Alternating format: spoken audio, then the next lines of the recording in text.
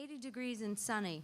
I hadn't noticed the weather that day. I hadn't noticed the sun, the heat, the blue sky. The only thing I noticed was my illness. It had overtaken me to the point where there was no seeing, not the weather, not my family, not my life. I'd been getting recurring extreme sinus infections every couple of months, then every couple of weeks, then week after week. I'd been taking antibiotics for months to try and get ahead of the infections, but they weren't working. Then I noticed a large lump on my neck. Was it cancer? I was sure it had to be cancer. Why else would I feel like I'm dying? Finally, my ENT gave up and said, I don't know what this is anymore, and he told me, holding his hands out in the air, I want you to see a general practitioner. He handed me the name, scrawled on a card. She's good. Maybe she can figure this out. I just wanted someone to tell me the answer, to say, Jennifer, you have X. Even if it was a death sentence, I didn't care. She sat with me for about an hour, asking me all kinds of questions. I answered mechanically, without expression. I'd lost faith in doctors by this point, and I felt so completely and utterly ill that I had nothing left to give beyond a memorized litany of unexplained symptoms.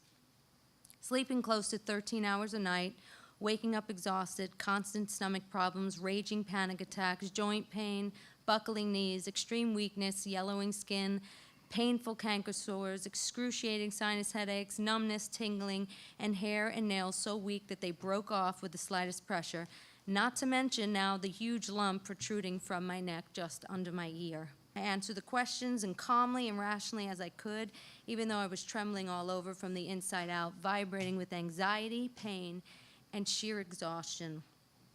Next, it was time for the physical exam. She took me into the exam room, and I could barely climb onto the table. She checked my pulse, took my temperature, and ran her hands around my body, lingering over a lump on my neck. She said very quietly and calm, and she listened to my heartbeat. She wrote some things down on the chart, took a beat, removed her stethoscope, and gently put her hand on my slumped back. My body stiffened at her touch, then melted from exhaustion. But her quiet confidence made me wonder how she found it. Was it something in plain sight that the others had missed? I couldn't bear to be disappointed again, but what if? And she cleared her throat and looked up, and I actually managed to smile in the face of my impending diagnosis. She smiled back sadly, said, Jennifer, do you want to kill yourself? My face fell. I stared at her. I had no words. Is that how I looked to her, suicidal? I couldn't believe that all of the things that I've said, that this was what she felt she needed to ask me. Sure, I was depressed, but wouldn't anybody be depressed? I was sick all the damn time. I was afraid I was going to die, but I certainly didn't want to kill myself. I knew that even with years of debilitating symptoms, I had managed to become a self-made, hard-working, award-winning actress, and I had owned my own home by the age of 25. I knew how much I had to live for. Couldn't she see that?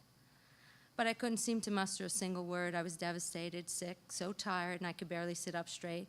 No wonder she thought I was suicidal. It was all real, and yet doctor after doctor had offered me not a diagnosis, not an answer, but antidepressants, Valium, Ativan, Klonopin. I had been tested for a phantom parasite that was never found, tested for MS, lupus, Lyme, hepatitis, rheumatoid arthritis, and more. After every test, I always got that look, that it might just be in your head look, and then the prescription and a referral to a therapist. I am not crazy. I am not suicidal. Please don't send me away with another prescription for Valium and the number of your favorite psychiatrists. I don't need an antidepressant. I need help. I left it all at her feet. I looked her in the eyes, and she looked back. She put her hand on my trembling hand and said, with sincerity I hadn't heard from a doctor before, okay, I will figure this out.